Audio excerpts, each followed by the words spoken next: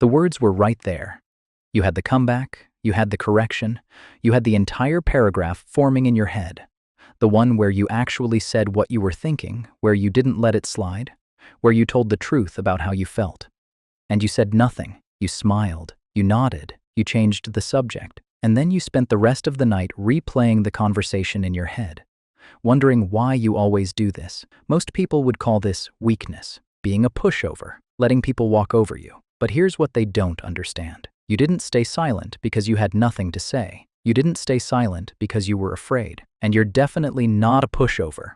If anything, you're the opposite. You're running a calculation most people don't even know exists. A calculation that weighs the cost of the truth against the cost of the peace.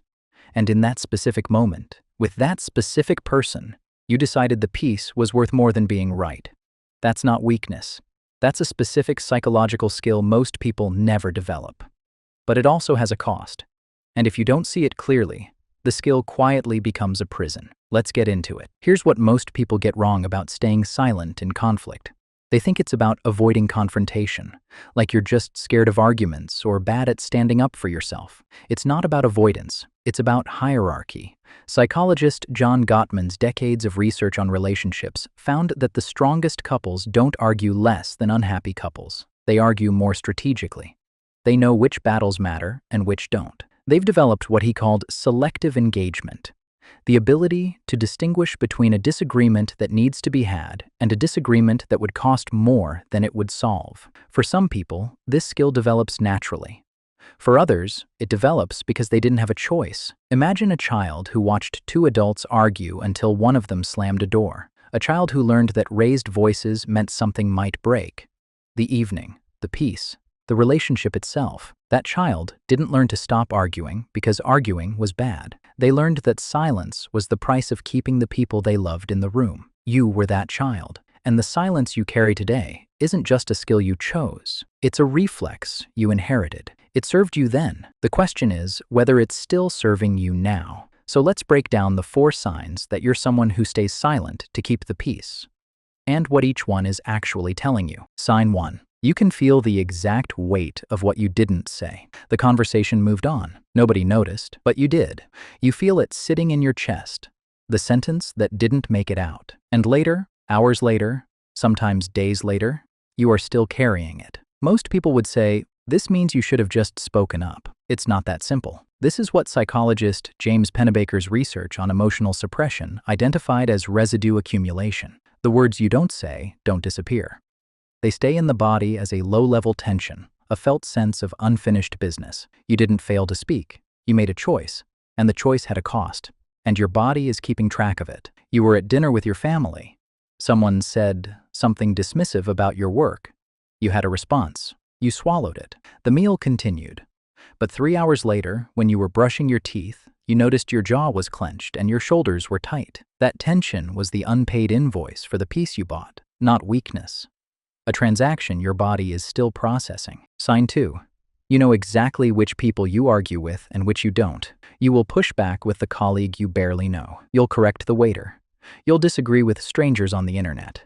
But with the people closest to you, the ones whose opinion matters most, the ones you'd fight for, you go silent. Most people assume this means you care less about those people, that you don't respect them enough to give them your real opinion. It means the opposite. This is what attachment researcher Sue Johnson described as protective suppression, a pattern where the importance of the relationship actually increases the likelihood of silence. With strangers, disagreement costs nothing. With people you love, disagreement could cost everything. The closer someone is to you, the more your nervous system flags the conversation as high stakes, and the more carefully it weighs whether your point is worth the possible damage. You will tell a stranger on Twitter they're wrong in 2 sentences.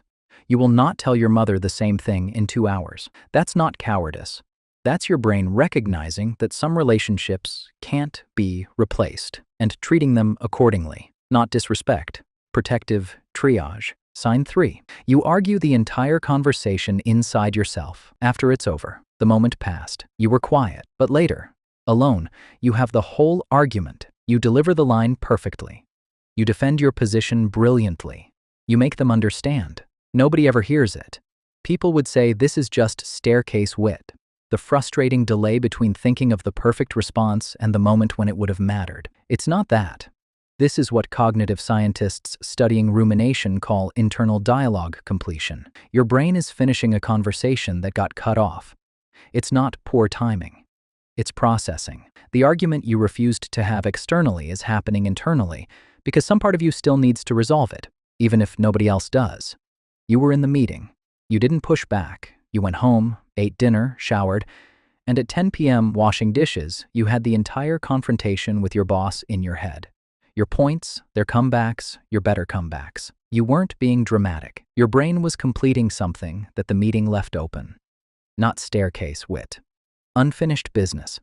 Your mind is refusing to close until it's had its say, even if only to yourself. Sign 4. You are starting to realize you don't always know what you actually think anymore.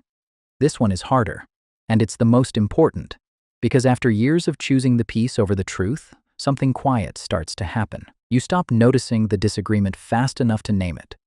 The reflex to swallow gets faster than the reflex to think. And one day, you realize you're not sure whether you actually agreed with that thing, or whether you just moved past it so efficiently that you never let yourself find out. Most people think staying silent is free. That you keep your thoughts, you just don't share them. Psychologist Carl Rogers warned against this specifically. In his work on authenticity and the self, he described chronic self-editing as a pattern where the repeated act of not expressing something eventually teaches you not to feel it. The muscle that identifies your own position starts to atrophy. And the cost of buying peace too many times is that you stop knowing what your own actual thoughts were in the first place. You were with a group of friends. Someone made a joke. Everyone laughed. You laughed too, slightly after the others. And later, walking home, you realized you didn't actually think it was funny, but you had already performed the laugh, and you weren't sure in that moment whether you disagreed with the joke because you genuinely disagreed, or whether you were just noticing the disagreement now that you had time to check. This is the cost, not losing the arguments, losing the signal, losing the part of you that knew what you thought before you decided whether to say it. Not wisdom, erosion. And this is the sign that matters most, because this is where the skill tips into something else. So what do you actually do with this? Understand the difference between protecting a relationship and protecting yourself from the relationship. The first is a choice. The second is a cage. Start noticing which category you're in. When you swallow something, ask yourself, am I doing this because the truth would damage something real? Or because I've stopped believing the truth is welcome here? One is wisdom.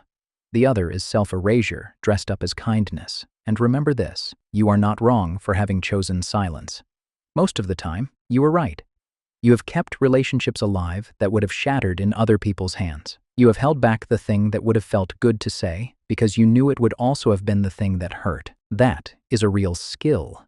That is a real gift. But skills need to stay in your hands. The moment they start using you, the moment the silence chooses itself before you even notice, that is when the gift quietly becomes a loss. You are allowed to be silent. You are also allowed to speak. The goal is not to become someone who never stays quiet. The goal is to make sure, every time, that it's still you who's making the choice. If you made it this far, something in this landed. And if you're thinking of a specific person right now, the one you've been silent with for a long time, you already know what this video was really about. Which sign felt most like you? Tell me in the comments. If this helped you see yourself a little differently, subscribe, and I'll see you in the next one.